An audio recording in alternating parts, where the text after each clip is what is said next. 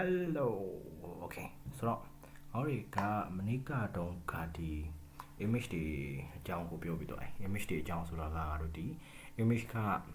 ဘာတွေလဲเนาะကွန်ပျူတာတွေက image တွေကိုဘယ်လိုမြင်ရတာလဲဘယ်လိုမျိုး image တွေကဒီကွန်ပျူတာတွေမှာဖွဲ့စည်းလဲအလုပ်လုပ်လဲဆိုတော့ဟောဒီကပြောပြီးတော့ဆိုတော့ဒီဗီဒီယိုမှာကဘာပြောမလဲဆိုလို့ရှိရင် image types တွေအကြောင်းပြောမယ်ဆိုတော့ image တွေကမျိုးစုံရှိတော့ကွာဒီလားမျိုးစုံရှိတယ် image ဆိုတာကတော့ထားပါတော့ image ဆိုတာကတော့ထားပါတော့ဒီတန်းယူပြောရလို့ရှိရင်တော့တစ်မျိုးတည်းပဲရှိတာပေါ့တစ်ခုတည်းပဲရှိတာဘာလို့လဲဆိုတော့ image တွေက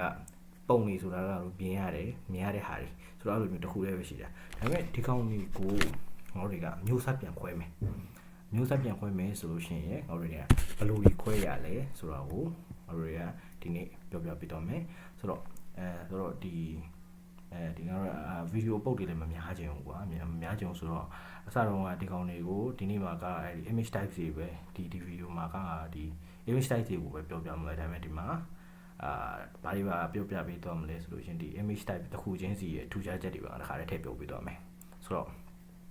ဗီဒီယိုပုတ်တွေများနေအောင်ပေါ့မဟုတ်လို့လေဒီဗီဒီယိုပုတ်တွေများတော့မှကြိုက်တယ်ဆိုလည်းတစ်ချက်အဲ့လိုပြောပြပေးတော့လိုက်လी Okay ဆိုတော့မနေ့ကတော့မင်းတို့တေချာမရှင်းလိုက်မှာဆိုလို့ကွာဆိုတော့ဒီ image တွေဆိုတာကဒီလိုမျိုးပဲဒီမှာတွေ့လားဒီမှာဆိုလို့ရှိရင် image တွေကိုဒီလိုမျိုး pixel grid လေးနဲ့တွေ့လားဒီ pixel grid လေးနဲ့လောက်ထားတာဒီမှာဆိုရင်အပြအစိမ်းအဲ့လိုမျိုး grid လေးနဲ့လောက်ထားတာဆိုတော့အကောင်လေးကိုငါတို့တွေကခြုံပြီးတော့ကြည့်သွားလိုက်လို့ရှိရင်ငါတို့တွေဒီ image ကြီးဖြစ်သွားတယ်ဆိုတော့အဲ့ဒါကငါတို့မနေ့ကတော့ပြောပြီးသွားပြီနေ့ကတော့ငါပြောပြီးသွားပြီဆိုတော့ငါတို့တွေကဒီနေ့ကိုအဲ့ဒီဟိုအကြောင်းပြောမယ် image type တွေအကြောင်းကိုပြောမယ်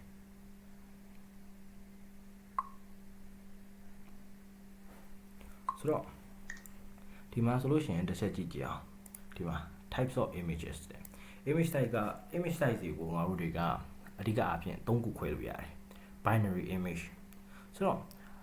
binary image grayscale image color image ဆိုပြီးတော့ခွဲလို့ရတယ်ဆိုတော့ဒီ၃ခုအကြောင်းကအခုလုံး၃ခုလုံးငါမပြောလိုက်ချင်သေးဘူးဆိုတော့တစ်ခုချင်းစီပြောမယ်ဆိုတော့ binary image အကြောင်းကိုအရင်ပြောအောင်ဆိုတော့ binary image ဆိုတာကကြတော့ငါတို့တွေကသူ့မှာ color က2မျိုးတည်းပဲရှိတာကိုပြောတာဘာ color လဲအဲ့တို့ဒီကွန်ပျူတာကသိရတယ် black and white black and white မဟုတ်ဘူးဆိုလို့ရှိရင်လည်းတခြား color ပေါ့ကွာဒီ black and white မဟုတ်ဘူးအဓိကတော့ color 2မျိုးတည်းပဲရှိတဲ့ပုံပြောတာเนาะဘာလို့လဲဆိုတော့ဒီ binary image binary ဆိုတာ2လေကွာဆိုတော့ color 2မျိုးတည်းပဲရှိတဲ့ပုံကိုငါတို့ရ binary image လို့ခေါ်တယ်ဆိုတော့ဒီမှာတို့ရအရှင်းဆုံးအနေနဲ့ပြောရအောင်ဒီမှာဆိုလို့ရှိရင် black and white ဆိုပြီးရှိတယ်ဒါအရှင်းဆုံးပဲတို့ရဆန့်ကျင်ဘက် black and white ဆိုတော့ဒီ black and white binary image ရှိမယ်ဆိုတော့အဲ့ကောင်ဒီကောင်ဒီပုံကိုငါတို့တွေကသူကဘယ်လိုဒီမှာဆိုလို့ရှိရင်ငါတို့ရ value တွေเนาะဆိုတော့တို့ရ pixel value တွေမနေ့ကတော့အရင်ပုတ်ကငါတို့ပြောသွားတယ်ဒီပုံတွေမှာကငါတို့ pixel value တွေရှိတယ်အရင်တစ်ခေါက်ကငါတို့လည်းရှင်းပြခဲ့တယ်လေကွာဆိုတော့ဗီဒီယိုပြကြည့်လိုက်လို့ရတယ်နောက်ဆုံးပိုင်းမှာဒီ pixel value တွေကငါတို့ရဒီမှာ1တို့2တို့ဒီသူ့ရဲ့ color တွေပုံမူတည်တဲ့ပြီးတော့သူကတင်ချာကုတ်တွေနဲ့ store ပေးသွားတာဆိုတော့ဒီမှာဆိုလို့ရှိရင်ငါတို့ဒီ binary image မှာဆိုလို့ရှိရင်သူ့ရဲ့ကုတ်ကဘာ2မျိုးပဲရှိမလဲဆိုတော့သူက color 2မျိုးပဲရှိတဲ့အတွက်ငါတို့ရဲ့ကုတ်တွေအများကြီးမလိုဘူးဆိုတော့အဲကြတော့ဘာပဲလိုလဲဆိုတော့0 and 1ပဲလိုတယ်ကွန်ပျူတာရဲ့လောက basic ဖြစ်တဲ့0 and 1 binary ကုတ်ပေါ့ဆိုတော့ကုတ်2မျိုးပဲလိုတယ်သူ့ represent လုပ်ဖို့လေဘာလို့လဲဆိုတော့သူက color 2ခုပဲရှိလို့အဲကြတော့ငါတို့တွေကဒီ data ကြီးကဘယ်လိုဖြစ်သွားလဲဆိုလို့ရှိရင်ဒီမှာ white တွေရှိတယ်ဒီမှာဆိုသူပြထားတယ် black က0က black ကို represent ပြုတယ်1က white ကို represent ပြုတယ်ဆိုတော့ဒီ0ရှိတဲ့နေရာကရှင်းလေးကွာ0ရှိတဲ့နေရာကblack ဖြစ်မယ်1ရှိတဲ့နေရာက white ဖြစ်မယ်ဒီမှာဆိုလို့ရှိရင်လည်းသူတစ်ချက်ပြထားတယ်ဒီမှာဆိုလို့ရှိရင်သူက11ဘာလို့လဲဆိုဒီမှာစသချင်းသူရဲ့ထိတ်ဆုံးမှာကထိတ်ဆုံးဟာတွေကဒီမှာလေထိတ်ဆုံး pixel တွေကအဖြူကြီးလေအဖြူတွေဆိုတော့ဒီမှာ11ဖြစ်တယ်ဒီနောက်ဆုံးမှာသူမြပြထားတယ်တွေ့လားဒီမှာသူနောက်ဆုံးမှာမြပြထားတယ်ဒီ pixel လေးကိုသူ ပြတယ်ပြီးတော့ဟိုဖြစ်ပေးထားတယ်သူရဲ့ value ကဒီမှာနောက်ဆုံးမှာ1ရှိတယ်ပြီးကြတော့ဒီမှာဆိုလို့ရှိရင်ဒီအကောင်တွေကနောက်ကစားတယ်တွေ့ဒီမှာ black အောက်ဆုံးမှာက black ဖြစ်တဲ့အတွက်0ဆိုပြီးတော့သူက represent လုပ်ပြီးသွားတယ်ဆိုတော့အဲ့လိုမျိုးဖြစ်တယ်ဒီကောင်တွေကိုငါတို့တွေက matrix ထဲမှာသိမ့်မယ်ဆိုလို့ရှိရင်matrix ထဲမှာသိမ့်မယ်ဆိုလို့ရှိရင်ဒီ matrix ထဲမှာ store တာတွေပါအဲ့ဒါတော့ငါတို့နောက်မှပြောမယ်အဓိကတော့ဒီမှာဒီ binary image ကအဲ့လိုမျိုးအလုပ်လုပ်တယ်ဒီ black white ရှိတဲ့နေရာဒီမှာဆိုလို့ရှိရင်သူရဲ့ value 1ဆိုပြီးတော့ value 1ဖြစ်သွားတယ် black ရှိတဲ့နေရာဒီမှာဆိုလို့ရှိရင်သူရဲ့ value က0ဆိုပြီးတော့ဖြစ်သွားတယ်ဆိုတော့အခုတော့အဲ့ဒါကိုပဲမင်းတို့နားလည်ထားအောင်နောက်ပိုင်းကျမှဒီကောင်ကိုနောက်တစ်ပုတ်ကျမှကဒီကောင်တွေကိုဘယ်လို store တယ်ဒီ value တွေကဘယ်လို store တယ်ဘာညာဒါကတစ်ချက်ပြောပြမယ်ဆိုတော့ဒီကောင်ကတော့ binary image ဒါလောက်ဆိုလို့ရှိရင်မင်းတို့နားလည်လောက်မယ်ထင်တယ်ဆိုတော့0 and 1ပဲကွာရှင်းရှင်းလေးရယ် white ရှိတဲ့နေရာမှာငါတို့ဒီကblack ရှိတဲ့နေရာမှာငါတို့ရဲ့ဒီ0ရှိမယ်ဟုတ်ပါဘူး0ဖြစ်တဲ့နေရာမှာငါတို့ရဲ့ဒီကောင် black ကွန်ပျူတာအဲ့လိုမျိုးနားလဲတယ်ဆိုတော့0ဆိုလို့ရှိရင်သူက black ကိုပြပေးရမယ်1ဆိုလို့ရှိရင် white ကိုပြပေးရမယ်ဆိုတော့ကွန်ပျူတာအတိုင်းမျိုးနားလဲတယ်ဒီကောင်တွေကိုဒီ value နှစ်ခုပဲရှိတဲ့ကောင်တွေကိုငါတို့တွေက binary image လို့ခေါ်တယ်เนาะဆိုတော့နောက်တစ်ခုကကြတော့ဘာလဲဆိုတော့ grayscale image ဒါမှမဟုတ်ငါတို့တွေက one color channel image ဆိုပြီးတော့ခေါ်တယ်ဆိုတော့သူကကြတော့ဘယ်လိုလဲဆိုလို့ရှိရင်သူက color တော့မရှိဘူးမဟုတ်ဘူးရှိတယ်ဆိုတော့ color ရှိတယ်ဒီမှာဆိုလို့ရှိရင်ဒီ grayscale image မှာဆိုလို့ရှိရင်တစ်ချက်ကြည့်လိုက် grayscale image မှာဆိုလို့ရှိရင်ငါတို့ binary image လို့ပဲသူကနော်တခြား color ပါလားမပါဘူးတခြား color မပါဘူးငါတို့ထားပါတော့အစိမ်းတို့အပြာတို့အနီတို့ပါတော့မပါဘူးเนาะဒီပုံထဲမှာတို့တွေ့ရလားဒီပုံထဲမှာတို့တွေ့ရလားမတွေ့ရဘူးဒီမှာတစ်ဆက်ကြည့်လိုက်လို့ရှိရင်ဒီ black and white ပဲ black and white နဲ့မတူတာကဘာလဲဆိုလို့ရှိရင်ဒီ black and white ရဲ့ value တွေကကျတော့ absolute တွေเนาะဒီ in between မရှိဘူးဒီကောင်က0က black กว่า1က white ဒါဆိုလို့ရှိရင်ငါတို့ရဲ့ 0.5 တို့ဘာတို့မရှိဘူးမင်း black ဖြစ်ခြင်းဖြစ်လို့ရတယ် white ဖြစ်ခြင်းဖြစ်လို့ရတယ်လုံးဝ absolute ပဲသူတို့ရဲ့ဂျားရဲ့ in between ဆိုပြီးတော့ဖြစ်မတော့အဲ့ကြတော့ဘာဖြစ်လဲဆိုတော့ black ဒီမှာသူက0တွေ့ပြီဆိုလို့ရှိရင်လည်းလုံးလုံး black ကြီးကိုပဲကွန်ပျူတာပြပေးလိုက်တယ်1တွေ့ပြီဆိုလို့ရှိရင်လည်းသူကလုံးလုံး white ကြီးကိုပဲပြပေးလိုက်တယ်ဒီ grayscale image ဒါမှမဟုတ်ငါတို့တွေကဒီ one color channel ဆိုတာကကြတော့အဲ့လိုမဟုတ်တော့one color လို့ခေါ်လားငါတို့ one channel လို့ခေါ်လားမသိဘူးဒီမှာတော့သူက one channel လို့ပြောကြတယ်ဆိုတော့ဒီ grayscale image ဒီမှာကျတော့အဲ့လိုမျိုးမဟုတ်ဘူးသူက black and white တော့ black and white ပဲเนาะ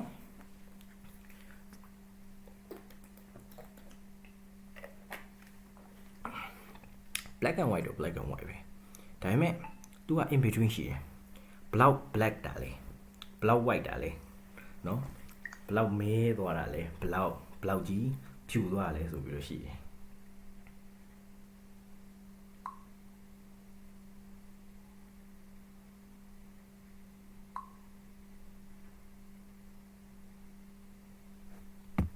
Okay sorry ဒီကောင်တစ်ချက်ရမရလို့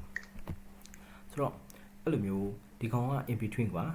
ဒီဘလောက်ဖြူတာလဲဘလောက်မဲတာလဲဆိုပြီးတော့သူကသတ်မှတ်လို့ရတယ်ဒီမှာဆိုလို့ရှိရင်သူ့ရဲ့ scale လေးရှိတယ်ကွာဒီမှာလုံးလုံး0ဆိုလို့ရှိရင်ငါတို့ပြခဲ့တဲ့အတိုင်းပဲအမဲဒီမှာ250ကိုရောက်သွားပြီဆိုလို့ရှိရင်သူကလုံးလုံးအဖြူဒါ250တော့မဟုတ်ဒီကောင်ကသူက250လေးဝယ်ပေးထားတာတကယ်က255တိရှိတယ်255တိရှိတယ် value ကအဲ့ဒါတော့မှတ်ထားပါဒီမှာမင်းကြည့်ရုံပဲဆိုလို့ရှိရင်ဒီမှာ250ရောက်သွားပြီဆိုသူကလုံးလုံးအပြူပဲရောက်သွားတယ်အဲ့ဒါမှမဟုတ်ဘူးဒီ300နဲ့250တွေကဂျားတွေကကောင်းလေးဥမာ50ဆိုလို့ရှိရင်နည်းနည်းနှက်သေးတယ်အဖြူပဲမရောက်သေးဘူး100ဆိုလို့ရှိရင်တော့တို့မိခိုးရောင်ပဲရောက်လာပြီဒါမှမဟုတ်ဘူးဒီမှာ150တို့ဘာလို့ဆိုလို့ရှိရင်နည်းနည်းဘယ်လိုပြောရမလဲမိခိုးအဖြော့200ဆိုလို့ရှိရင်ငါတို့ရဲ့ဒီနု2ရောင်တို့ဘာတို့အဲ့လိုပဲရောက်သွားတယ်ဆိုတော့အဲ့လိုမျိုး value တွေရှိတယ်အဲ့လို value တွေကြတော့ငါတို့ရဲ့ဒီစွမ်းနာတော့အကောင်လို့ငါတို့တွေကဒီ0 and 1နဲ့တွားပြီးတော့ store လို့မရတော့ဘာလို့လဲဆို0 and 1နဲ့တွားပြီး store လို့ရှိရင်ငါတို့ရဲ့ absolute value တွေပဲဖြစ်သွားမှာเนาะမင်းလုံးလုံး black မယ်လုံးလုံး white မယ်ဆိုတော့အဲ့လိုမျိုးတွားပြီးတော့ store လို့မရဘူးเนาะဒီမှာကျတော့ဘယ်လိုတွားပြီးတော့ထည့်လဲဆိုလို့ရှိရင်ဒီမှာသူ့ရဲ့ corresponding color ကုတ်တိုင်းဥပမာဆိုလို့ရှိရင်ဒီ ဒီမှာဆိုလို့ရှိရင်သူပြထားတယ်ချစ်လိုက်မယ်နော်ဒီမှာဆိုလို့ရှိရင်သူပြထားတယ်ဒီကောင်လေးမှာဆိုဒီ pixel မှာဆိုလို့ရှိရင်တွေ့လားတော်တော်ကျေဝိုင်းဟာဆိုတော့ဒီ pixel မှာဆိုလို့ရှိရင်တွေ့လားဒီကောင်လေးကနှစ်နဲ့အနက်ပဲရောက်တယ်အနက်ပဲရောက်ဟုတ်တယ်နှစ်နဲ့အနက်ပဲရောက်တဲ့အတွက်သူကဒီမှာ100ဖြစ်သွားတယ်ဒီမှာဆိုလို့ရှိရင်100နှစ်နဲ့အနက်ပဲရောက်သေးတယ်လीเนาะဆိုတော့အမှာ100ဆိုပြီးတော့ရှိတယ်ဒီမှာဒီကောင်ဆိုလို့ရှိရင်တော့ဒီမှာဟွာဘက်ရောက်တယ်အနက်ဘက်ကိုပို့ပြီးတော့ရောက်တယ်ဒီမှာလीဟိုဒီမှာဒီကောင်လေးရဲ့ရှေ့ဆုံးအကောင်လေးဆိုတော့အနက်ဘက်ကိုရောက်တယ်အနက်ဘက်ကိုရောက်တဲ့အတွက်သူ့ရဲ့ value တွေက30ဒီမှာဆိုလို့ရှိရင်9တို့9တို့ဒီမှာသူ့အတန်းလိုက်တွေ့လဲမလားအနက်ရောင်အတန်းလေးအပေါ်မှာအဲ့ဒီကောင်တိုင်းဒီမှာ10တို့9တို့9တို့အဲ့လိုမျိုး value တွေသူကအဲ့လိုမျိုးသူ့ရဲ့အဲ့လိုမျိုး value တွေဖြစ်သွားတယ်ဆိုတော့အကောင်ကကြတော့ grayscale image ဆိုတော့မင်းတို့မှတ်ထားရမှာက binary image ဆိုလို့ရှိရင်သူ့ရဲ့ဒီ color represent လုပ်ပေးတဲ့ number value ကနှစ်ခုပဲရှိတယ်ဒါပေမဲ့ဒီ grayscale image မှာကျတော့0 to 255ရှိတယ်ဘာလို့လဲဆိုတော့0ဆိုလို့ရှိရင်လုံးလုံး absolute color လုံးလုံးဟိုပါတော့0ဆိုလို့ရှိရင်အမဲဒီ255ဆိုလို့ရှိရင်တခြား color เนาะ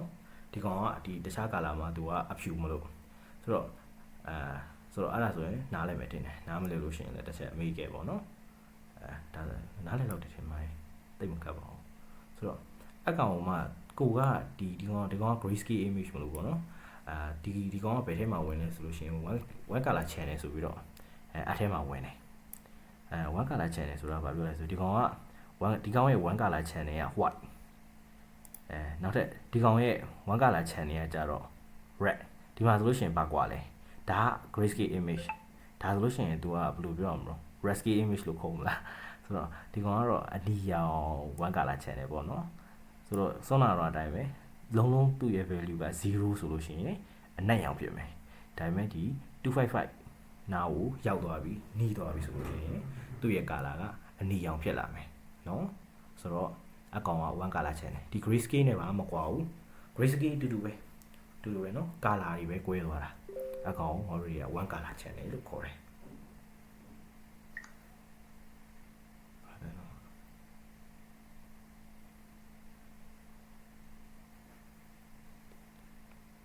နောက်ထပ်ကကျတော့မရှိလဲဆိုတော့ငါတို့အခု modern သုံးနေကြဒီ 3 channel color တွေ3 color channel တွေအကောင့်တွေတော့ဘယ်လိုခေါ်လဲဆိုတော့ RGB လို့ခေါ်တယ်ဆိုတော့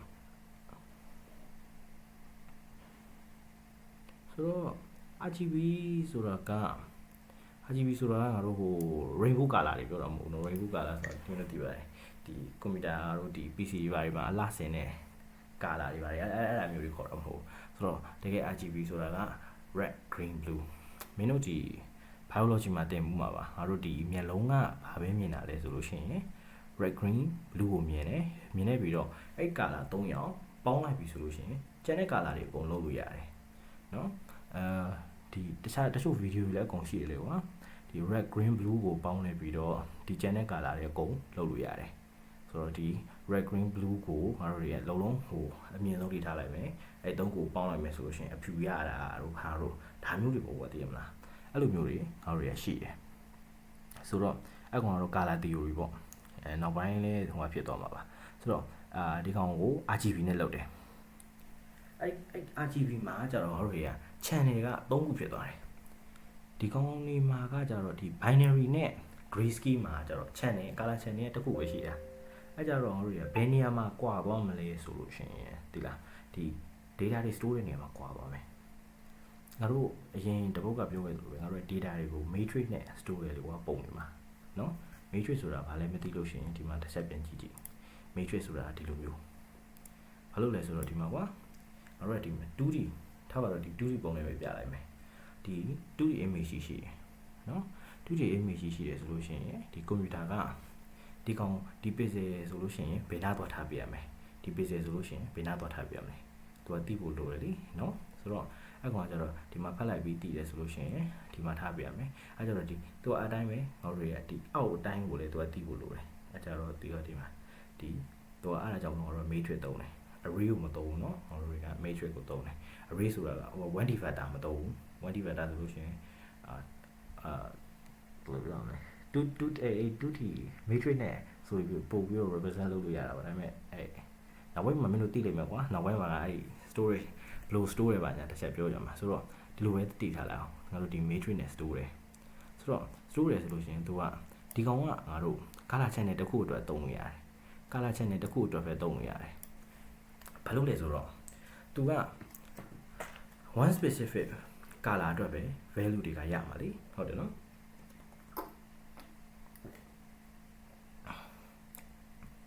နံပါတ်တွေကိုတိုးသွားရင်တော့ရတယ်ဒါပေမဲ့ထားပါငါတို့တွေဒီ image တွေမှာကျတော့0 to 255ထိပဲသုံးတယ်အဲ့လိုပဲမှတ်ထားလိုက်အရင်မတွေးနဲ့ဆိုတော့ဒီကောင်တွေမှာကျတော့ငါတို့တွေကဒီ matrix တစ်ခုတည်းကိုသုံးလို့ရတယ်ဘာလို့လဲဆိုတော့ဒီကောင်မှာဆိုလို့ရှိရင်လေ color ကနှစ်ခုပဲပါတယ်လေကွာဟုတ်တယ်မလား color နှစ်ခုပဲပါတာအဲ့ကြတော့0ဖြစ်မလား1ဖြစ်မလားရတယ်ဒီမှာဆိုလို့ရှိရင်လေ color နှစ်ခုတည်းပဲရှိသေးတယ်နော်ငါတို့ grayscale တွေဒီ color value နံပါတ်တွေလာများသွားတာ color နှစ်ခုပဲရှိသေးတယ်ဘယ်လိုလဲဆိုတော့ဒီမှာ white ဖြစ်မလား black ဖြစ်မလားနှစ်ခုပဲရှိသေးတယ်ဒါပေမဲ့ဒီငါတို့ဒီ RGB 3 channel တွေကျတော့အဲ့လိုမဟုတ်တော့ဘာလို့ဆိုတော့ငါတို့တွေက3 channel ပေါင်းရတော့မယ်လေ3 channel ပေါင်းရတော့မယ်အဲ့ဒါတော့3 channel ပေါင်းအောင်မယ်ဆိုလို့ရှိရင်ဒီမှာဒီ1 color channel 3ခုပေါင်းလိုက်တဲ့သဘောပဲဒီကောင်အတွက်ဒီ red အတွက်1 color channel matrix တစ်ခုရမယ်ပြရလို့ရှိရင်ဒီ green အတွက်green color channel တစ်ခုရမယ်